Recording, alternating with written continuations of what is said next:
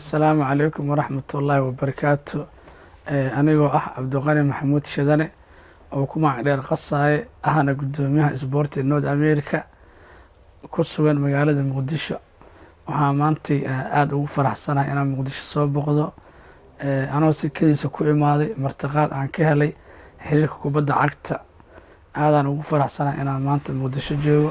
waxaa aad ula kulmay dhalinyaro wadanka wax ku bartay oo maanta yaryar maamulkoodii iyo shaqadooda aad ula dhacay, kuwaasoo ah Go Turkey.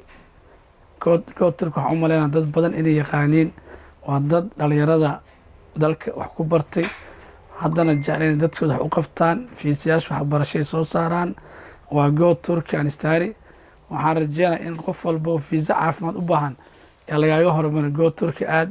dalxiis nafta u baahan hala soo dalxiiso, haddii tahay dhulka inaad soo baratid, haddii aad tahay adii familkiin inaad israacdiin, wax walba waxaa kaa caawin doonta Go Turkey oo maamulkoodii iyo shaqaalahoodii oo ah dad aqoon u leh loo tababaro hawshay qabanayaan. waxaa muhiim ah oo aan raba in qof walba oo dalka iyo dibadda wax ku bartay in mid walba inuu ogaado in qofkii dibadda wax ku barto inuu wadankii ku soo laabto oo khibradii iyo wixii uu soo bartay dadkiisa ugu faa'iideeyo.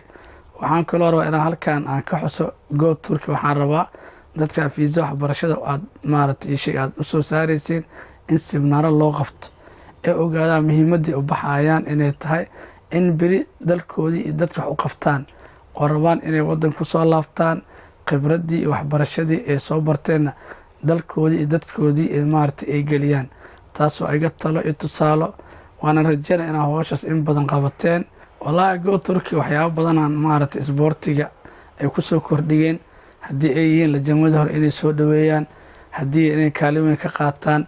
waxaan rajeynaa Go Turkey iyaka naftooda dad isboortis waay oo dad isboortis soo dheeli jira hawsha wado. marka shaqadii iyo isboortiga inta isku baahan yihiin.